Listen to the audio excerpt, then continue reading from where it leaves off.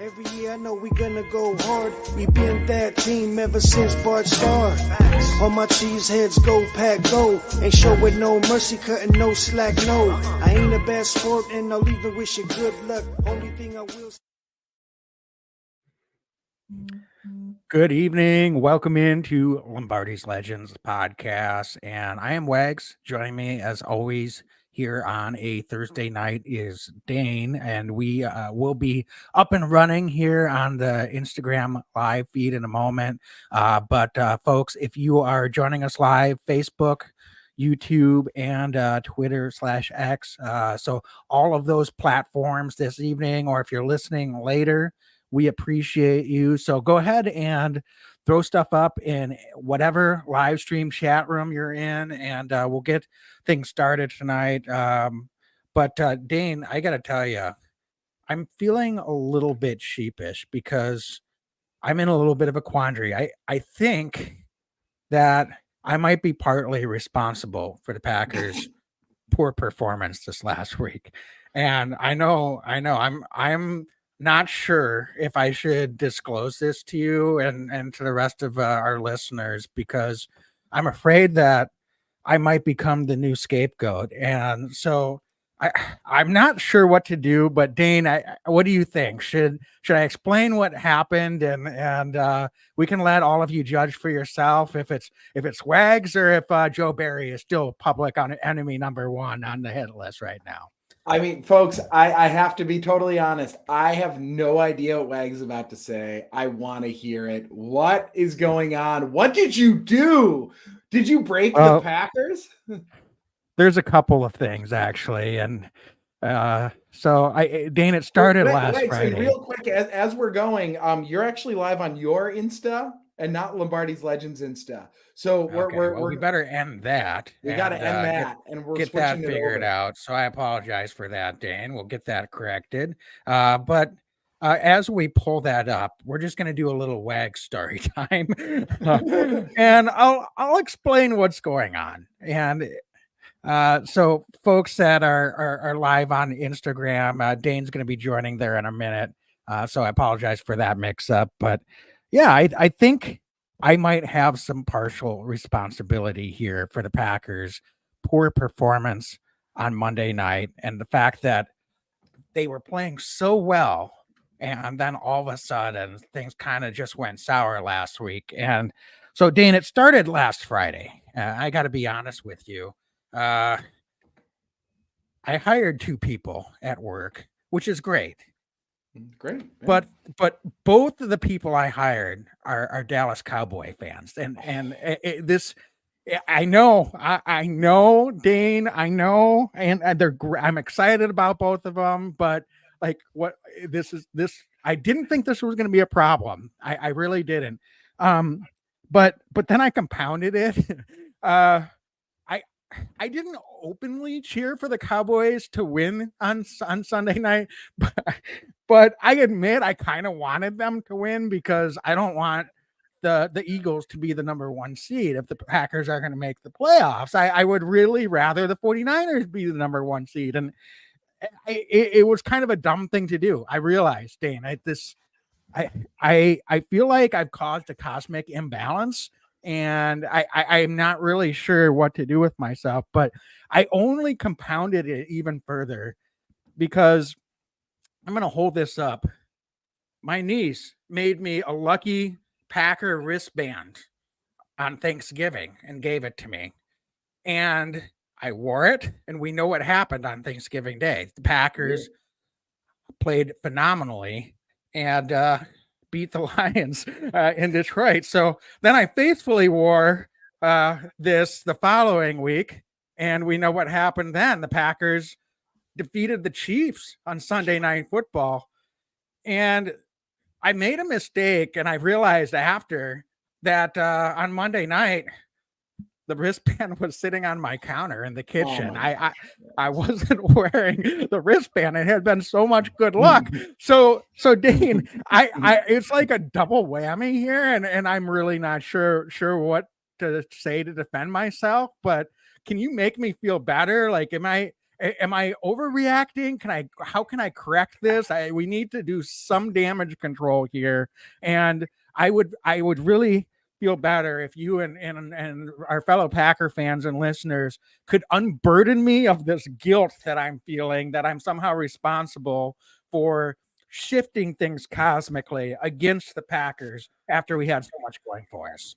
Okay, so there's a lot to unpack here, but I don't think it's all your fault, but I think it's some your fault. Okay, so I don't want to say that I'm superstitious, Wags, but what is the old saying? How does it go? I'm a little stitious. You're a little stitious. I'm a little stitious, and to root, even in your words, to mildly wish that the Eagles were not the 1 seed. So de facto rooting for Mike McCarthy's Dallas Cowboys.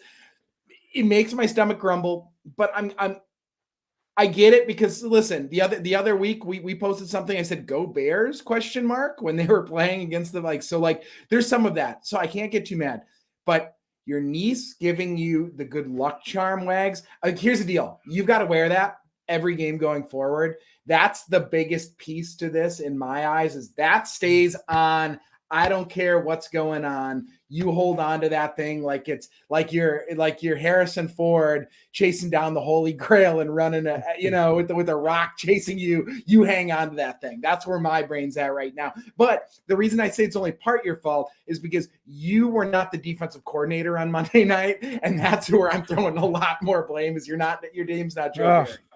I really appreciate that, Dane. So maybe we can do a quick recap of that game, because I got to tell you, I spiraled a little bit after that one, because, man, they did almost everything wrong. That was a tough game. That was a tough watch.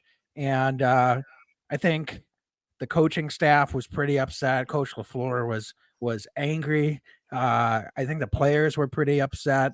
And I know a lot of fans were pretty upset. And listen, you don't play your best. We all know what can happen, but I mean, they still should have won that football game, even after all of that said.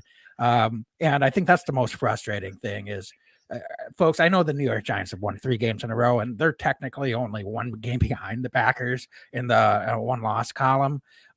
So they're not completely out of the playoff picture yet either, but that's a bad football team. I'm just going to straight out say it. That New York Giants team is a bad football team. And that's a bad loss for a Packer team that was coming off 3 straight wins and looks like they're closing in on having the upper hand of wild card berth, and maybe even having a chance to catch the Lions. I know, as crazy as that sounds, but I think that ship has sailed with this loss. And that would have been an outside possibility, I grant you. But certainly that's a tough one to swallow. And in the grand scheme of things, though, Dane, it doesn't diminish the Packers' chances for what they have in front of them. But I think they really let one go in this one that they'd love to have back. So I'd love to hear your thoughts on what went wrong and how we can correct this quickly to get back on track on Sunday. Yeah, and there's not a lot of glass half full, and I'm an optimist, I think, by nature, but it was a bad game, right? All around, it was bad in all 3 phases of the game. It was exceedingly disappointing. Our boy D. Custermeyer 94 says we look so bad. They look like they had 0 juice. No doubt they'll be fine, but we need to win out really to stand a chance. So that's in our Insta chat. So what's up, DK? But yeah, I mean, it was just extremely, extremely disappointing because they were flat. They never looked like they were really. It was an ugly game. They didn't look fully engaged. All 3 phases looked pretty bad at certain points in the game. I mean, the silverest of silver linings, I guess, was I was pleased with Jordan Love in the 4th quarter, coming through some big time throws. He was steady and calm again. I thought in the pocket, in big time moments, he's shown consistently, more or less, that he's not afraid to, let it rip when it matters most. And that was cool to see. But that doesn't cover up everything else. I mean, even Wags, I think it's fair to say, without naming it, we had some interactions with some of the a player or two post game, and said like, that game was rough, bro. I think was one of the quotes that came from that, and it was. I mean, and that's, I think, to a player in that locker room, I think these Packers probably feel that way. I'm particularly frustrated with the defense and special teams. I know the offense wasn't terrific, and certainly Jordan Love has a number of throws, especially in that first half, I think, that he'd like to have back. But when it mattered, he delivered. So that's where my frustration more than anything comes to the penalties on special teams, the fumble on special teams, and then what in the world happened where Tommy DeVito not only beats the Packers, but puts up 24 points. And this is a Giants offense that's been so bad. And the Packers get 0 sacks on DeVito, even though I think dude had been sacked 20 plus times in the games that he's just been playing. And he's also the offensive player of the week in the NFC. I mean, that to me is exceedingly damning for this defense. And frankly, it falls at the feet of Joe Barry. And Wags, I'd love to hear your take on Joe Barry. You posted some stuff on social that I thought was really, really valid on Tuesday. And I want to hear, the floor is yours, because I don't think that we've been as harsh on Joe Barry as some podcasts, as some Packer coverage, but where after Monday's game and seeing the quotes this week from Barry, he spoke to the media earlier today, like, where do you stand on Joe Barry right now on December 14th? Yeah, it seems like he doesn't seem to get where the questions of his accountability are coming from. And listen, when you look at the season as a whole, part of the reason why we haven't been as hard on him is our other podcasts and other fans, and some of our friends have been that are Packer fans, is not because we think he's an amazing defensive coordinator, but honestly, the defense hasn't been terrible. Like, it's been the least of our problems when you look at the season as a whole. There's a number of games earlier this season when we were 2-5 that you look at and said, if the offense would have played even just a shred better or had more consistency on that side of the football, we probably would have been 4-3 instead of 2-5 at that point in the season. So that's, I think, part of it is we're going to be fair and realistic about what's happening, despite any emotional feelings that we might have about the performance of the said coordinator from this or previous seasons. Listen, we said it last week. Here's what's the most damning to me about Joe Barry is we asked the question, is he going to have a vanilla game plan against an offense that's pretty bad and has one dynamic player and is very one-dimensional? Or is he going to figure out a game plan that is able to focus on that and shut it down? And he didn't either. It was, and that's the really frustrating thing. Saquon Barkley, at times they were able to slow him down, but not enough, honestly. And they got really lucky, obviously, with that fumble by Saquon at the end of the game. That was a gift, to be honest. So, I don't know what they were trying to do schematically. And listen, it's not all Joe Barry's fault. I don't like to sit here and call out any particular player, but there was a lot of missed tackles, and there just didn't, to your point, there just didn't seem to be a very high amount of energy. They didn't seem to be prepared for what the Giants were doing. I don't know if they disrespected the opponent. That's a lot of cliche to throw out there. Right. So I don't know how I'll go down that road, but it certainly didn't seem like they were ready for what New York wanted to do. They got, frankly, outcoached soundly on both sides of the football. You talked about the offense wasn't particularly the problem in this game. I thought the play calling for most of the game was downright awful, especially situationally. And you could argue that at the end of their last possession, you have a chance for a 2-point conversion. I know those aren't 100%, but they called a play that worked the first few times you ran it, and the Giants had figured it out. You can't call basically the same version of an end around 8-9 times against a professional NFL defense. The Giants defense is not that bad. Their offense stinks. Their defense has not been that bad throughout this season. So they were going to figure that out. So that and LaFleur, to his credit, admitted, yeah, that was a bad play call, but I really have to question what the coaching staff was doing, and they just seemed lack of preparation on both sides. And when you can't go deeper into the well or make adjustments or figure out, okay, clearly the other team has made an adjustment and they figured that out. If you have nothing left to throw at them or no other counter punches, that's just a lack of preparation. I'm sorry, there's no other way to put it. So we can lay some blame at the feet of the players for execution, but it starts with the coaching staff for me on both sides of football.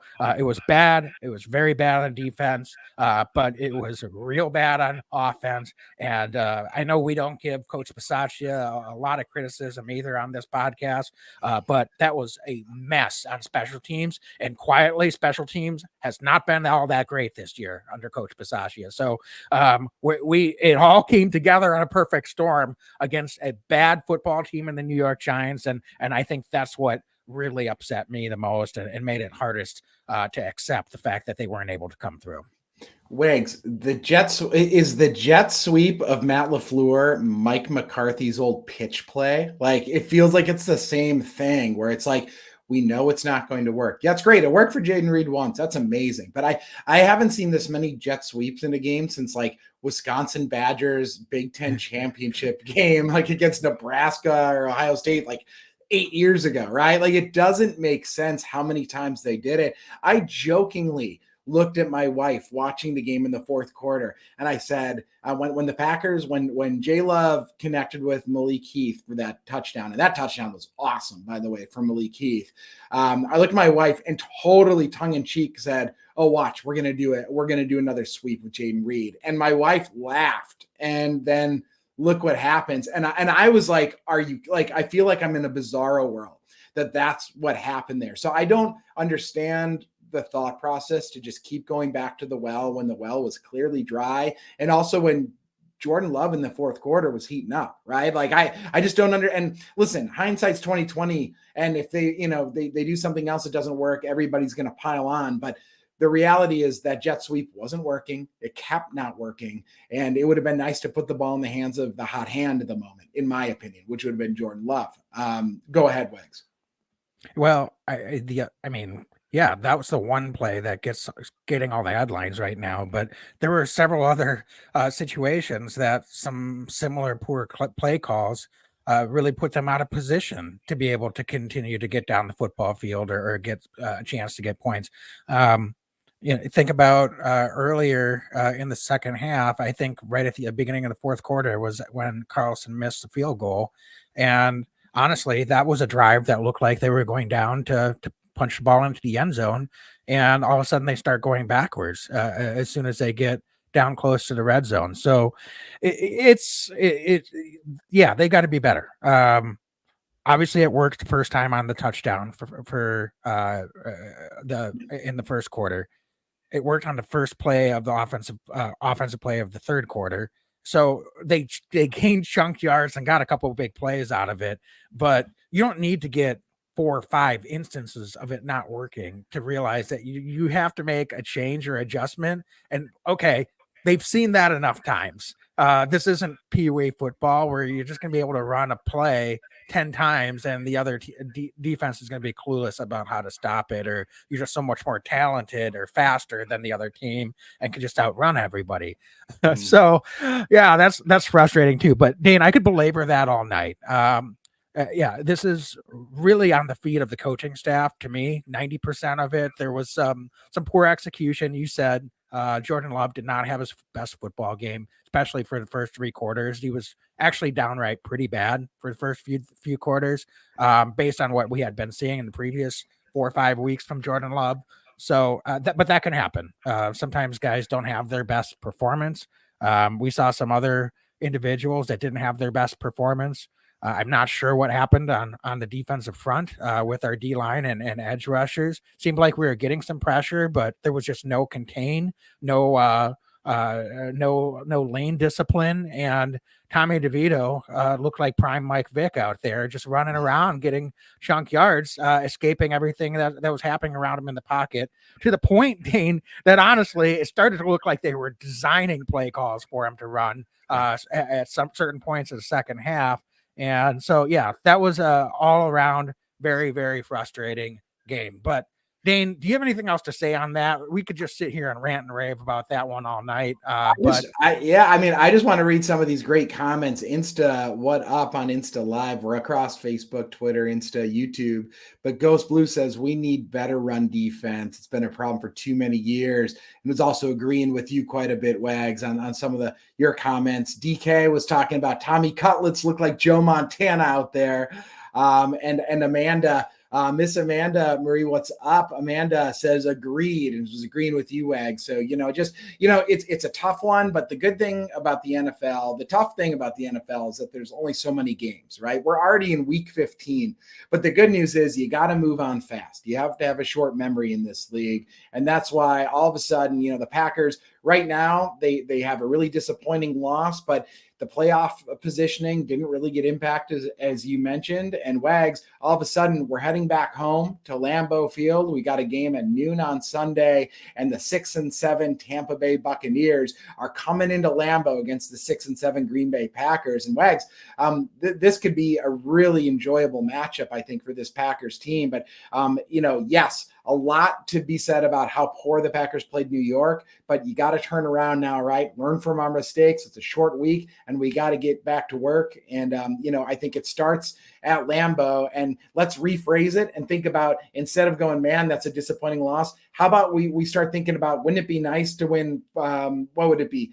4 of our last 5. Wouldn't that be nice, right? So that's how I'm going to look at it going forward. And all of a sudden, Baker Mayfield coming into Lambeau Field. Baker Mayfield has played the last 2 years in December at Lambeau Field with 2 different teams. This is his 3rd team coming in with Tampa Bay. Has had some mixed success, but honestly, the Packers have had his number largely. He's thrown 3 touchdowns, 5 interceptions in his time at Lambeau. So, Wags, I think we should talk about injury report. We should be looking at what the Packers can do to beat Tampa Bay on Sunday. Yeah, I think the biggest news is A.J. Dillon broke his thumb apparently towards the end of that game against the Giants. So, Dane, we just seem to take a couple steps forward and a couple steps back when it comes to injuries. And maybe Aaron Jones will be ready to go this week. He did some limited practice work last week.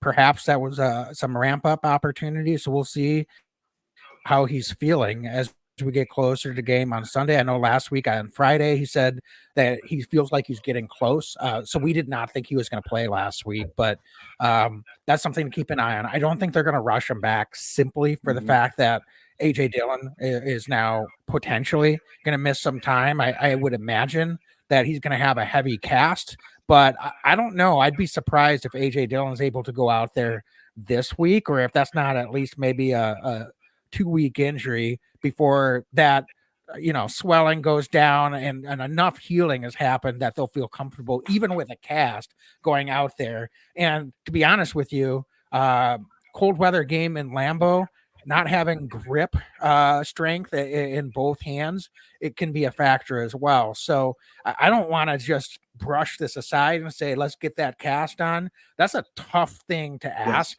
of running back. I don't know how you're going to be able to catch the football out of the backfield. Then, from a game planning perspective, it becomes a lot easier to really take A.J. Dillon out of the equation if you're the Tampa Bay Bucs defense. So I'm not sure how A.J. Dillon will be feeling, what the realistic chances are of him being able to suit up at some point. I don't see it happening this week or probably next week, but we'll see what it looks like maybe a couple of weeks down the road.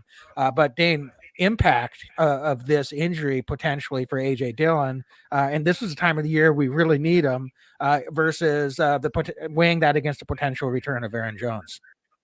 Yeah, I mean, December Dillon's a real thing. He's been really good in December for the Packers. And I think he's been playing some of the most physical football he's played all season, especially this last week. Of all the blemishes, he had some really nice runs. I thought that he was really lowering his shoulder, using his power. So it'd be, it'd be a damn shame, right? If AJ's not able to go. It'd be great to get Aaron Jones back. He's had a tough year. He's been banged up quite a bit this year. So it'd be really nice to get him back. I don't disagree. I don't see the Packers rushing Aaron Jones back if Dylan's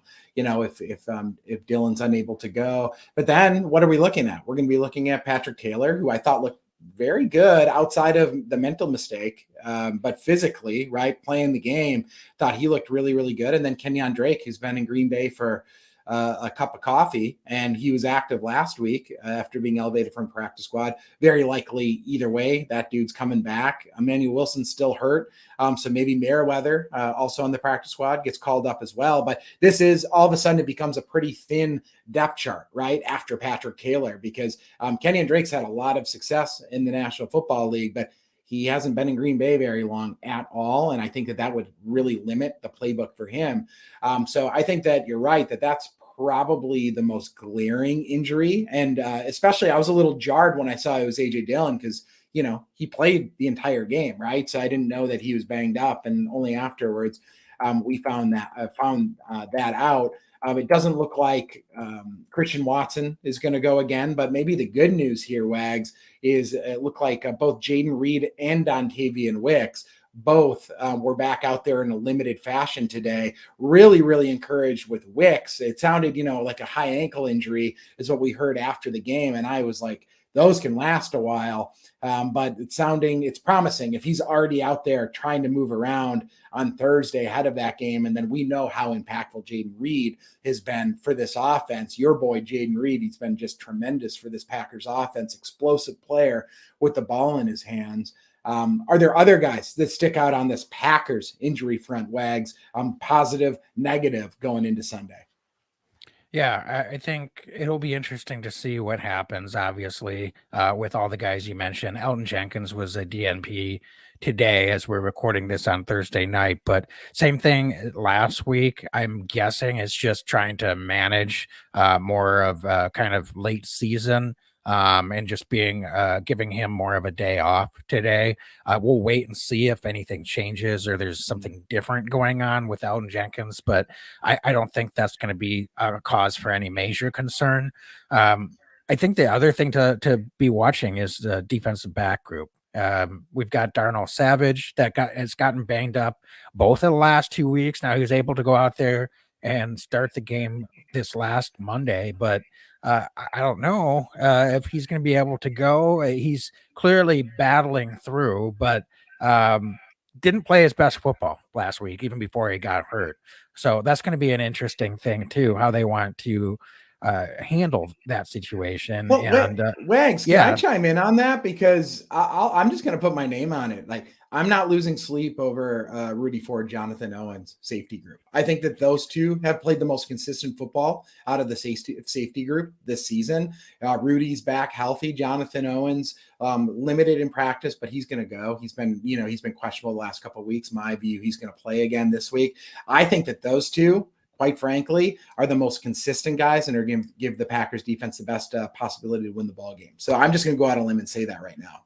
Well, it's interesting you say that because I agree. And from a talent standpoint, when you've got guys coming back off injury, sometimes it's a hard call to manage through. All right, does someone lose their job because of an injury? But Packers defense was playing awful good with some of those guys out there. And Rudy Ford was the starter at the beginning of the season. And for some reason, he lost his spot due to an injury to Jonathan Owens, who, to your point, I think played some great football and deserved to be out there. But for some reason, there was a different standard for Darnell Savage, who you mentioned came back against the Lions, and we felt like he played one of the best games that we've seen him play as a Packer in the last couple of seasons. But the last couple of weeks, it hasn't been the same. So it's a hard call to make. That doesn't even get to the point of talking about Eric Stokes may be activated. They don't have to activate him before Monday, so he could still be out this week, and they could still activate him on the 21-day designated to return the day after this week's game, and so that he wouldn't miss the rest of the season. But he's been a full participant in practice, so he's been ramping up. So we'll see if he's able to return this week. certainly Jair Alexander, who knows? There seems to be a lot going on there. We talked about that last week, so I don't know that we need to repeat that conversation. But and then not to mention certainly talking about Campbell, and he's missed a lot of games this year, and frankly, I didn't think he played very well on Monday night. So all of a sudden, you've got these veterans coming back on defense, and I know Joe Barry gets a lot of the criticism, but there's communication breakdowns, there's missed tackles, there's a lot going on out there, and all of a sudden, you've got the middle of your defense, the guys that are responsible for making those calls, and maybe just frankly, maybe they're just not quite in sync. And so then it does beg the question, when is it worth it for that guy coming back? You're looking forward to all these guys coming back and getting healthy. But on the other hand, when you've got players that are playing really well, what's the right way to manage that? So that's a tricky situation. And that's what the coaching staff is out there to try to figure out is who's going to put us in the best position to be successful on that side of football and help us to win football games. So it's a tough call. This defensive back group, for sure. And I would be hard pressed, Dane, to look you in the eye and say, well, if Eric Stokes and Jair Alexander are ready to go, that they're not going to be out there on the field in some capacity. Maybe Eric Stokes to a lesser degree. But I'll tell you what, the way that some of those young guys that have been in there have been playing, it's hard to argue that maybe they should be out there, and it's these guys coming back from injury that should be working their way in, and they don't just automatically get the opportunity to be out there and get the lion's share of the snaps. Yeah, I mean, do you remember a few years ago in playoff game where Zadarius Smith didn't play all season, and then dude comes back for a playoff game? Jair Alexander had been hurt a vast majority of the season as well, comes back for the playoff game. And if you recall, Wags, when that occurred, Packers lose the game. And after the game, I just remember some of the lowest graded guys that graded out were those guys. And it's not because they're not super talented dudes, but the NFL there's so much flow to it. It's a timing game. It's a physical game, and football shape is a real thing. And, it takes time to bring some of these guys back in increments. So all the more reason, like if it ain't broke, don't fix it. And the Packers, I feel like, caught lightning in a bottle a little bit with some of the defenders that they've had playing. I've really liked what Isaiah McDuffie's done. I was wrong about McDuffie. A couple of years ago, I frankly just kind of thought he was a dude. I was wrong. Like, I think he's a better player than that. I think that the defense looks better when Quay Walker and Isaiah McDuffie are playing side by side. And I really like what Carrington Valentine's been able to do when he's allowed to just go out and ball. And Corey Ballantyne. Corey Ballantyne's played really strong football for this Packers team. Dude didn't play a defensive snap for like 2 seasons. And now he's like playing real ball. And then we mentioned the safety group.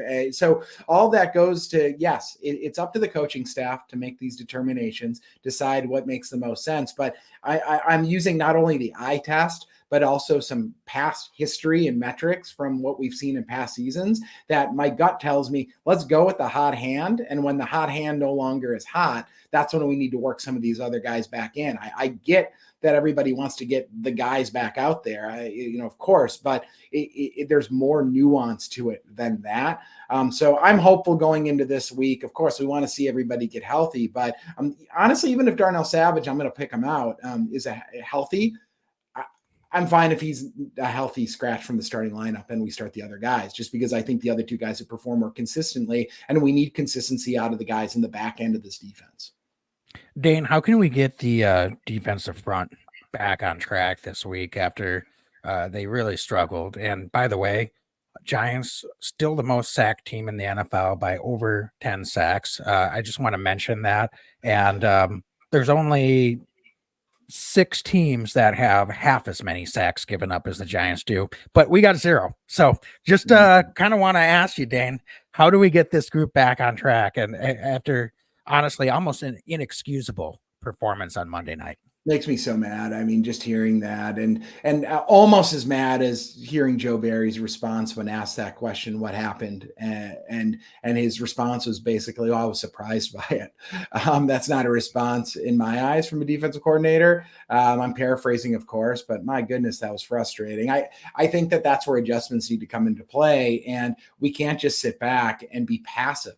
As a defense, not only with the DBs playing 8-9 yards off the line of scrimmage in pressure situations in the 3rd and long, but also if we're not getting home to the quarterback, Wags, we need to be able to manufacture different looks and manufacture pressure. And sometimes you just have to take your lumps on the back end of that and hope that your DBs can hold up. But we need to have trust in our defensive backs, and we need to bring extra pressure. So if that means that we're adding a 4th or 5th rusher at times from off the edge, from inside linebacker, from the nickel slot, whatever, the Packers need to be able to be more creative than hoping that your 3 or 4 down linemen are able to do enough and get enough pressure to get to the quarterback, especially last week against such an inexperienced quarterback, and Baker Mayfield this week, Wags. Baker Mayfield's a little bit of a flashy quarterback. He's got a big arm. He can make some big throws, but he can also give you the ball. And if the Packers let Baker sit back there and pick us apart, I'm going to be livid, because I think that we have the horses on defense to be able to get to the quarterback, but it really is up to the defensive coordinator and the scheme to be able to go and be aggressive, pin our ears back, and go try to hit Baker in the backfield. Yeah, and Baker's actually taking care of football pretty well this year. He's only thrown 8 interceptions, so he's in the top half of the league of limiting the number of interceptions thrown. And he's got some big targets, guys that most Packer fans should be pretty familiar with. They've been with Tampa Bay for a while now, and Mike Evans and Chris Godwin on the outside, wide receiver. Godwin is not typically your high, touchdown type receiver, but he's volume, and he can really eat you alive in a lot of ways, underneath, over the middle, etc.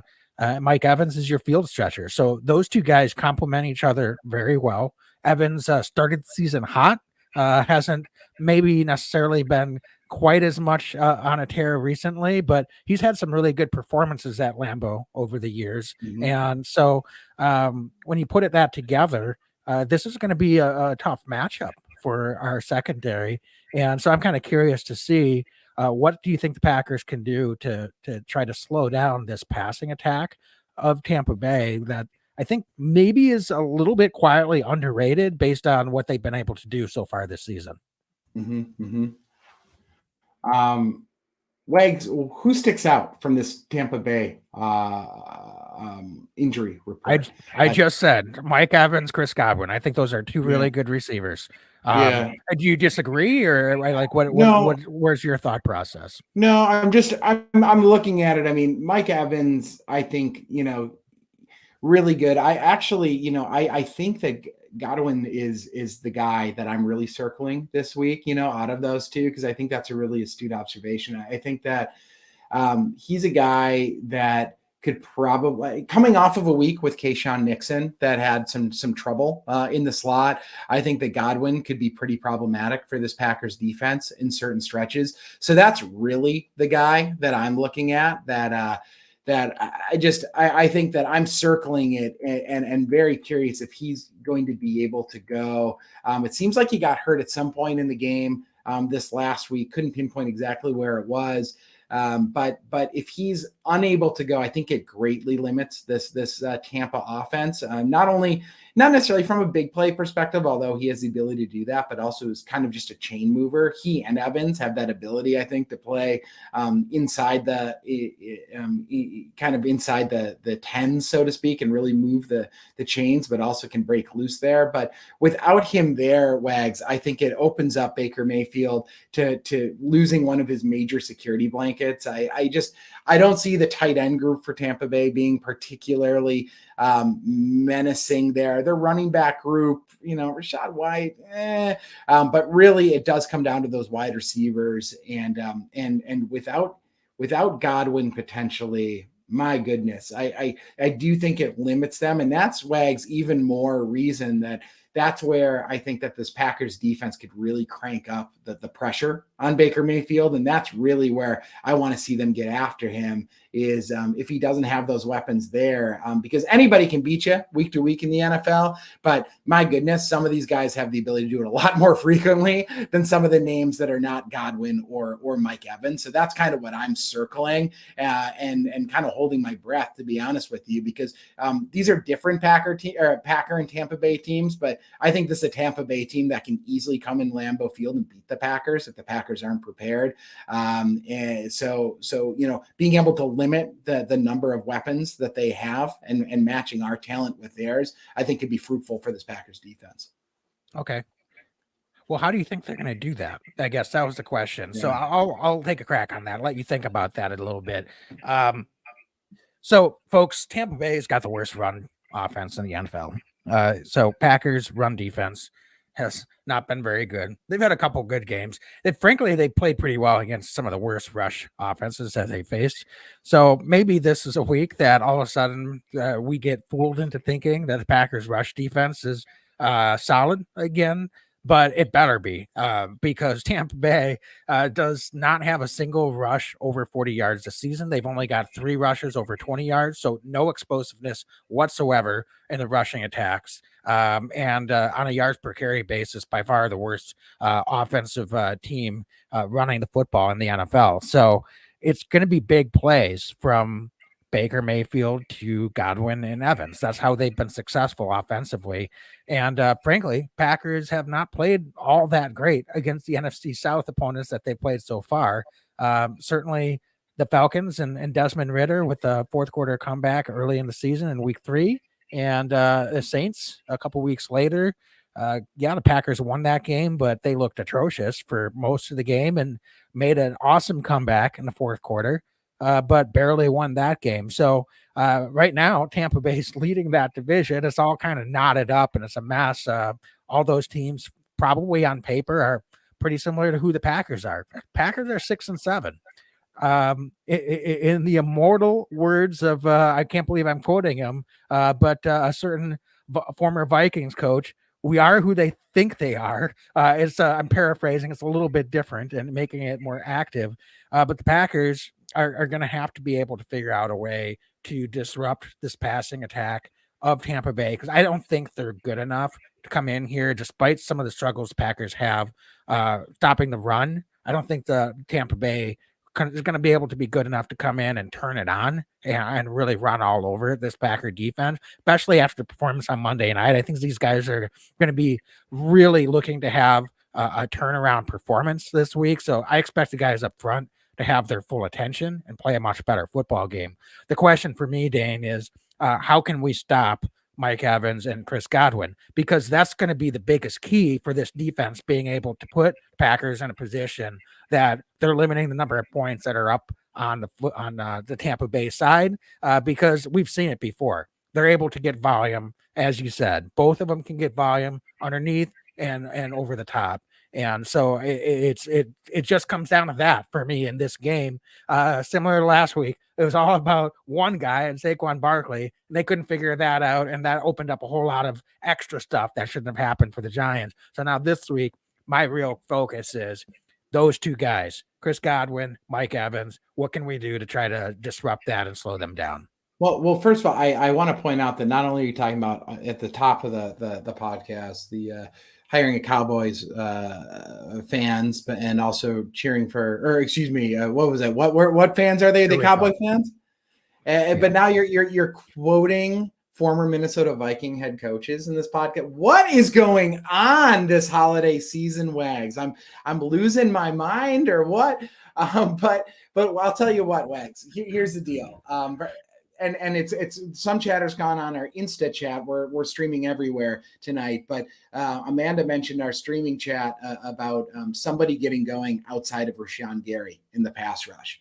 And that's a huge piece to this, I think, is I think that to stop Baker Mayfield and stop this passing game, it's getting home against the quarterback and at least getting him out of his rhythm and hitting him and getting after it. And what it comes down to is who's going to step up on the other side of Rashawn Gary. Yes, Gary can be a one-man wrecking crew, and we've seen other rushers over the years in the NFL do that.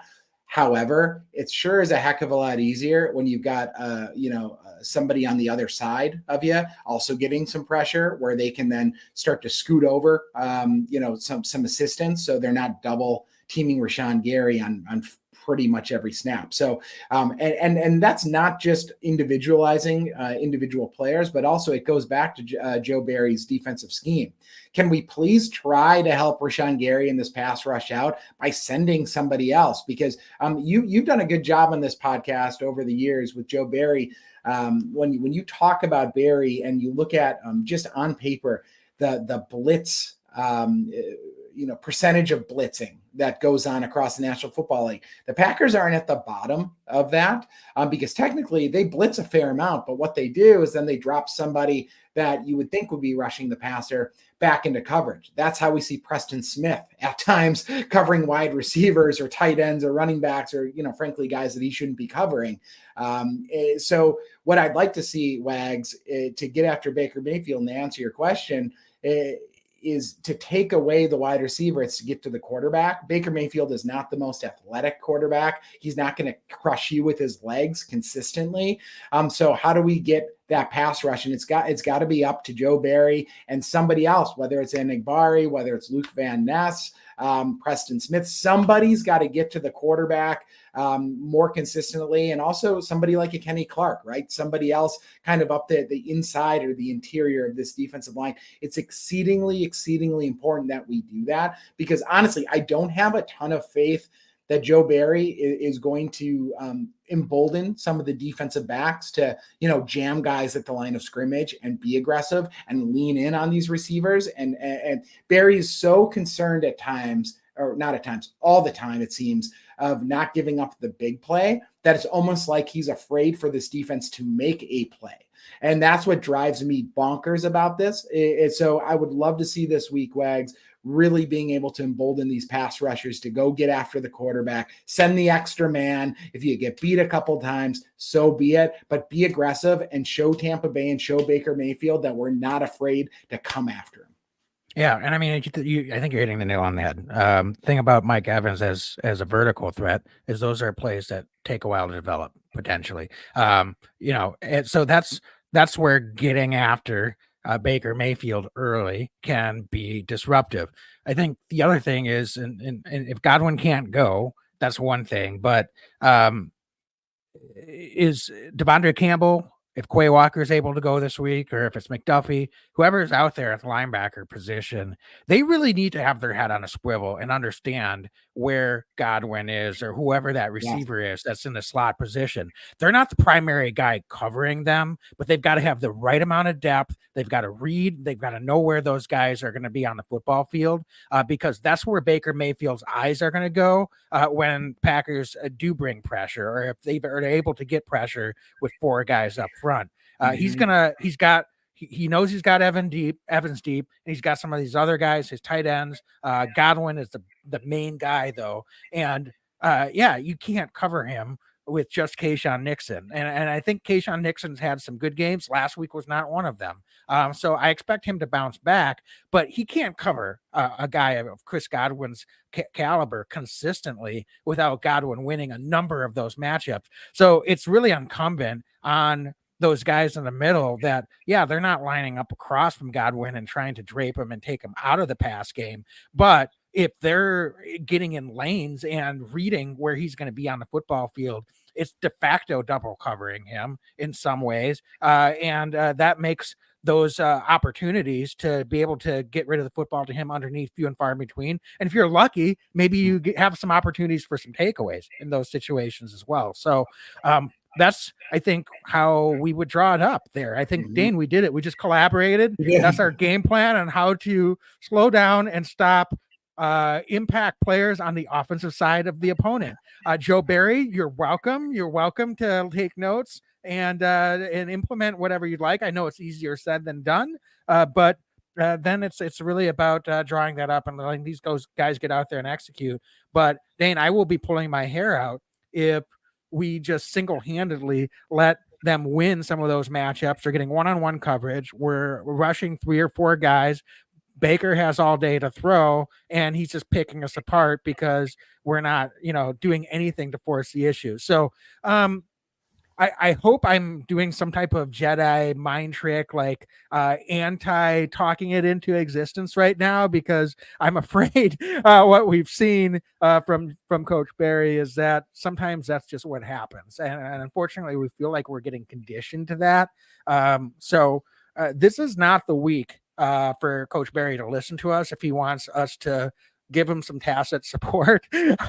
So he's going to have to go out there and come up with a good game plan and prove, I think, to us and a lot of other Packer fans that this defense is capable of turning it up to another level back home at Lambeau Field this week, and being able to lead the way to a victory here this Sunday.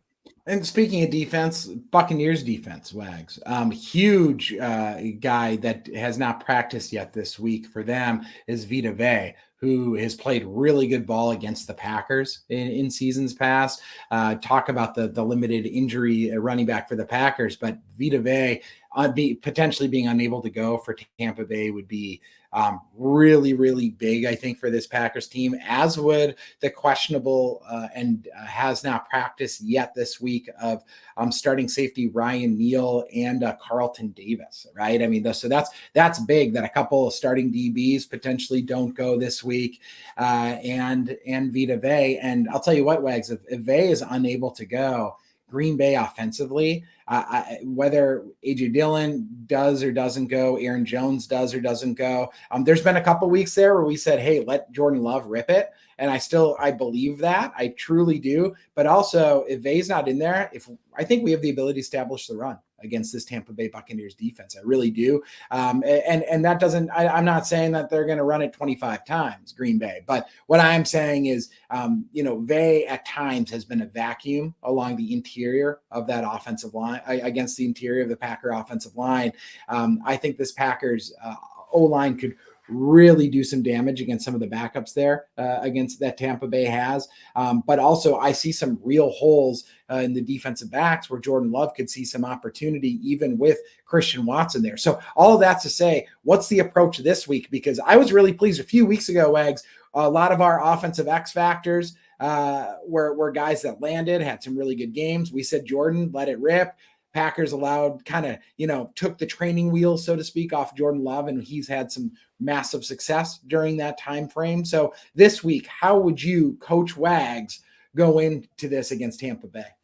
I think you have the prescription, Dane. I really do. And I really hope that Aaron Jones is ready to go. But this is going to be another situation where it looked like we finally ramped him up to taking the full amount of carries that he was going to be expected to. It took a while, and then he unfortunately got hurt again.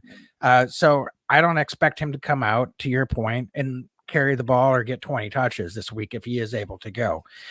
What we might be able to do to leverage some of the personnel groups that we have out there and to really be more pro pass is we saw some of Aaron Jones and A.J. Dillon being out there in certain personnel packages at the same time. If A.J. Dillon's not able to go, I think a great way to complement Aaron Jones is to have Patrick Taylor out there in some of those personnel groupings. Frankly, he's someone that is becoming really vital to third down situations with how he pass blocks. And he's been able to make some plays as a receiver. He's gotten some nice lanes as a runner in some of those downs. So to be able to add a dynamic like Aaron Jones and whatever number of snaps he's able to get, if he is able to play this week, I think that would really give them a lot of flexibility with how they want to use Aaron Jones. They can move him around a little bit. They can move Patrick Taylor around a little bit. And so I think that would be something that I would really be looking for as a sneaky way to have an adjustment. That's something that wouldn't necessarily be on tape. The personnel groups have been, but they haven't been able to use them very much so far this season just because of how limited Aaron Jones has been in terms of the number of games and number of snaps he's played. So, and I think that would be a great way to keep him fresh too. That way you're not putting him back there and having him run straight into the line and really having to have some of those grinding runs as he's trying to work his way back from injury. Let Patrick Taylor do that. Heck, let Kenyon Drake do some of that. Give Aaron Jones some runs if he's able to play, but maybe let him try to get out of space a little bit, get his legs out from underneath him, and see if he can make some explosive and impact plays that way. Wags, how good has Tucker Kraft been for this Packers offense in expanded look with Luke Musgrave going down with the injury? Tucker Kraft has come in, and it's pretty remarkable, but I think the Packers found 2 tight ends in this draft that can really be impact players. And how do you see the Packers potentially utilizing him both in the pass and the run game? Because I think he's been a very proficient blocker when called upon. He played every single offensive snap this last week against the Giants, which is really, really cool to see. But also he's been able to stretch the field and move the chains and has looked really fluid catching the ball. So I ask you, it's kind of a leading question because I think that the Packers could work him in even more this week. But how do you see potential Tucker Kraft impacting this ball game? I think he just needs to keep doing what he's doing. If we get a bigger game and he impacts further with more catches and opportunities, that's wonderful. But I don't need him to do more than what he's been doing because I think he's doing a phenomenal job in the role that they're asking him to. So now I don't want to put more pressure more on his plate. I believe that he's capable of doing more, but that doesn't mean that he needs to. So I think he's been doing a phenomenal job with what they've asked. I think Sims has done a nice job in the opportunities he's had. So let's just keep that going and hopefully we'll see. I don't know if we've gotten much in terms of an update. Obviously Musgrave is on the IR, so I don't expect to hear anything real soon on that, but maybe in a couple weeks as to whether he will have an opportunity to return this season before the end of the season. So, but Dane, you said it's a leading question. I want to turn it back to you because it sounds like you kind of wanted to answer your own question a little bit on that one as well.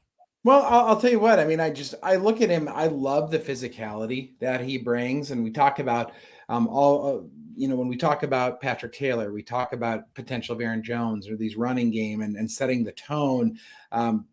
Of course, the big 5 up front along the offensive line need to do their job, but somebody like a Tucker Kraft does as well. And we've talked a lot about our joy in watching Henry Pearson at fullback come up, and I still advocating, and I think you definitely are too. Henry Pearson should be getting some snaps in this offense and get called up again. But I love what Tucker Kraft's been able to do as well. I want to see that violent blocker, but also I like the matchup against this Tampa Bay defense in particular.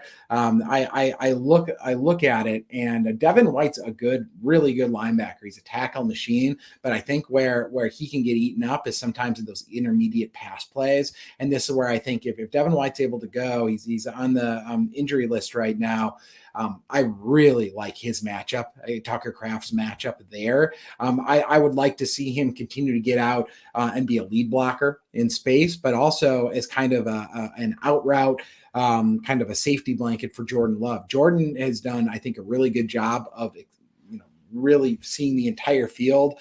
I think we don't have that true number 1 receiver right now, but we've got a lot of impact receivers in training, so to speak, in this offense. And Jordan's been able to seek out a lot of different receivers at different moments in this season. I'd like to see Tucker continue to evolve. And I'm not saying he's going to be 100-yard a game style tight end this season. But what I am saying is that I think that he could continue to evolve into kind of a chain moving tight end and become kind of synonymous with some of these wide receivers in the sense that, hey, 1 week it's going to be Dontavian Wicks has a week. The next week, Romeo Doubs has kind of his share. It just wouldn't surprise me if before the end of the year, Tucker Kraft has one of those weeks as well, where it's like, oh, Tucker Kraft ended up with 5 or 6 catches for, 70, 80 yards and a tutty, right? I mean, he's just that kind of guy. And when I look at what Tampa Bay does against tight end, they're not the best against tight ends. They don't defend the tight end particularly well this season.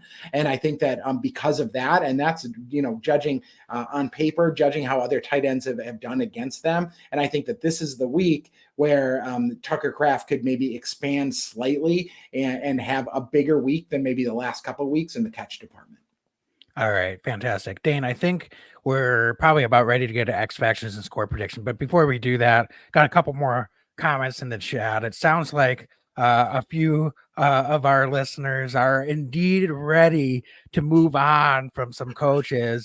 Captain Colby Jack just jumped on. Captain Jack, thanks so much. He says clean house after the season is done. We've got Wayne Fromming in the Facebook chat. Talking about, if Reggie White was still here, what a phenomenal defense coordinator he would be. And then he throws in the chat, I'm putting it up on the screen. He says, put me in as DC. So, yeah, Packer fans, sharpen up your resume. Get ready. There could be an opening at DC.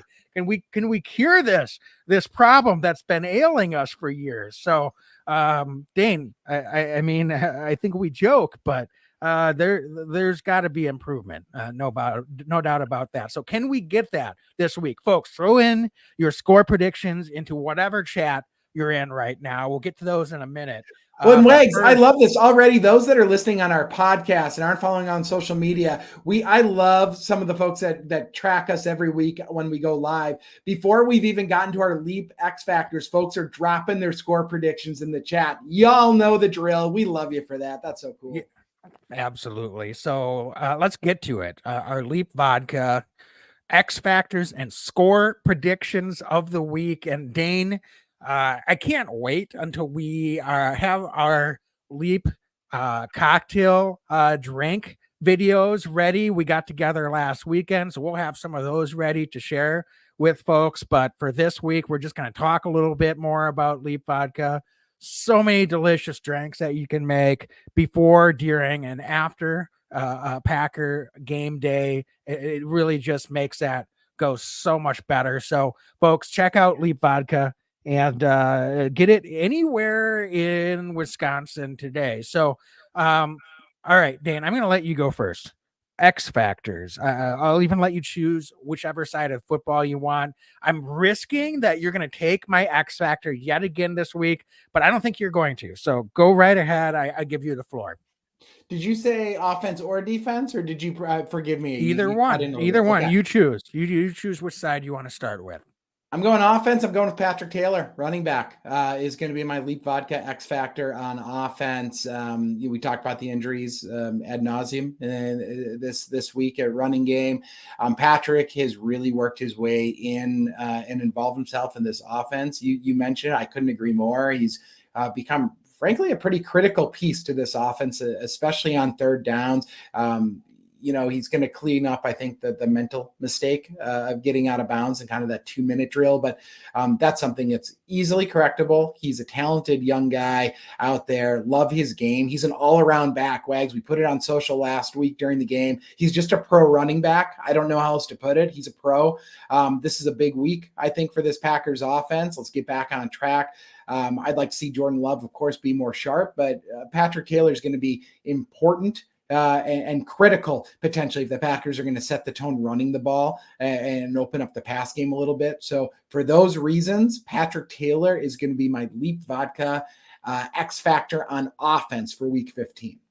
All right, fantastic. I'm not going to claim that this is sensible from purely the sentiment of what you're going for when we pick X Factors, but I'm going to go with Jordan Love as my offensive X Factor this week. Wow.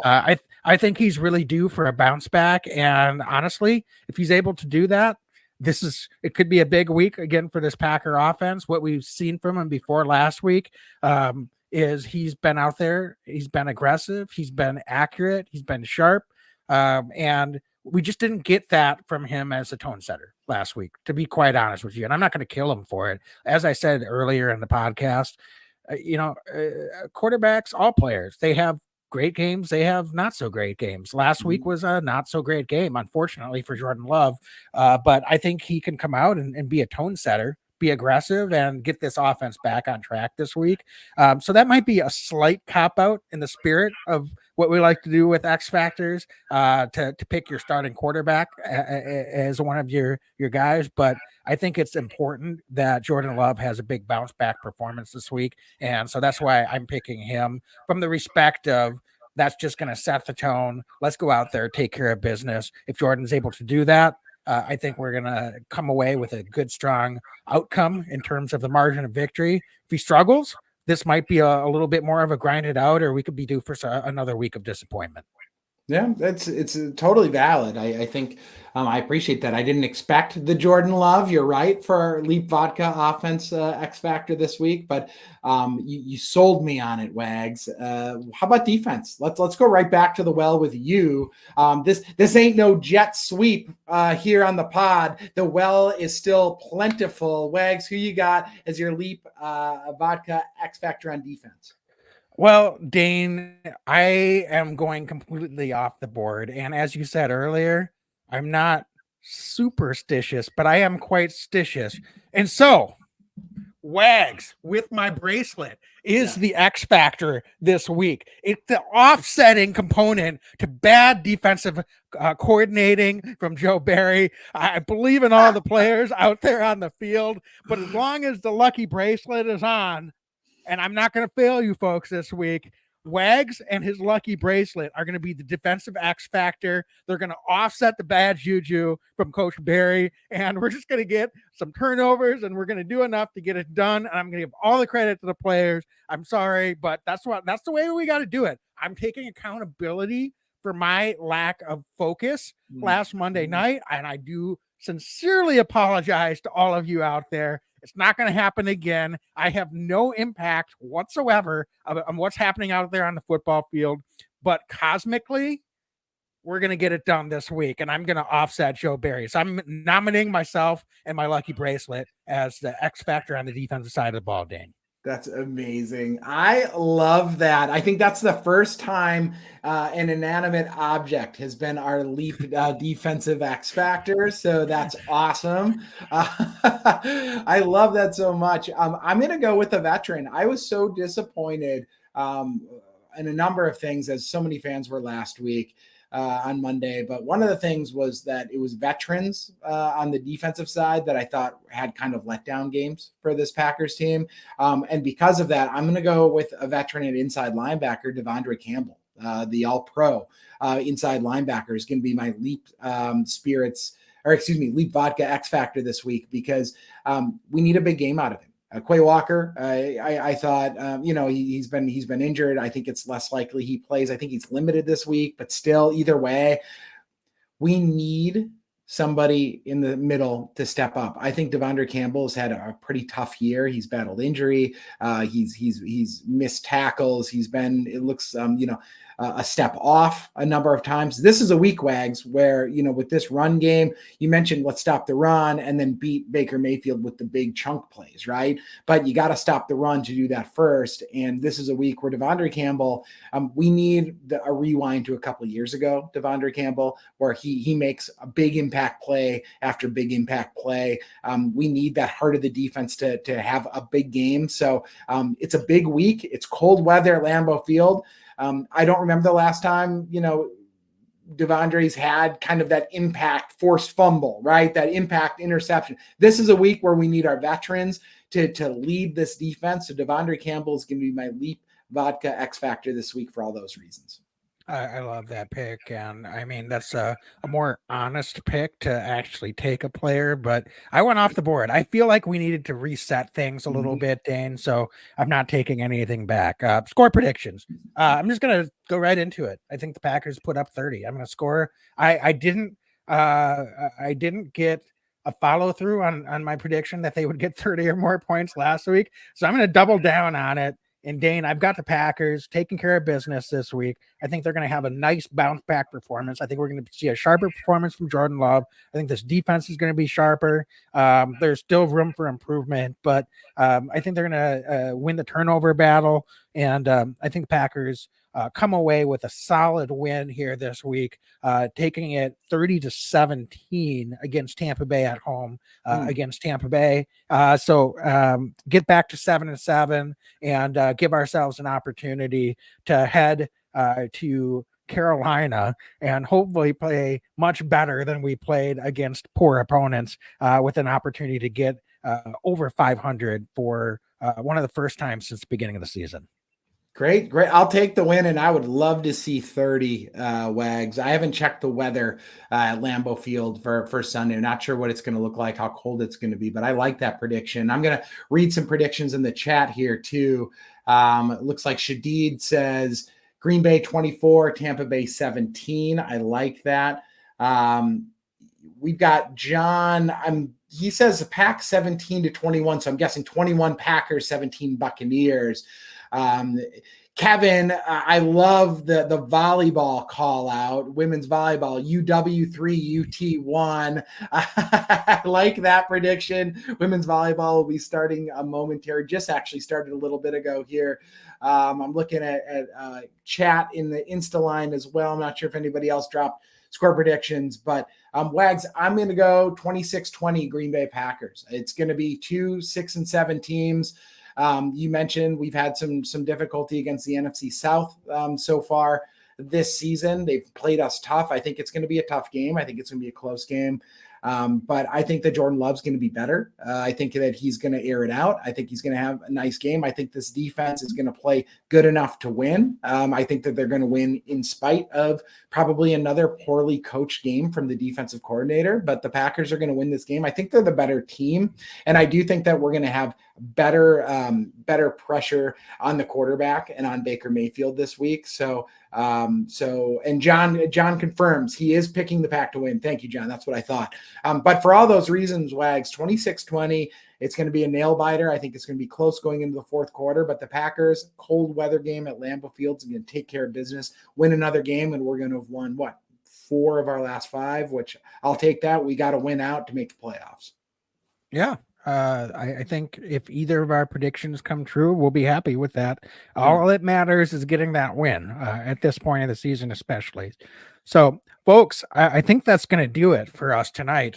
Thanks to everyone that joined us on whatever stream or preferred stream that you're following us.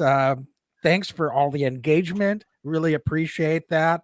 Share us with friends, whether you're sharing or listening to us live or watching us live or catching up after the stream, either through the audio podcast or through a video replay through those various platforms. So I think that does it, though, Dane. As always, be legendary and go Pack, go. Pack, go. Every year I know we gonna go hard. We been that team ever since Bart started.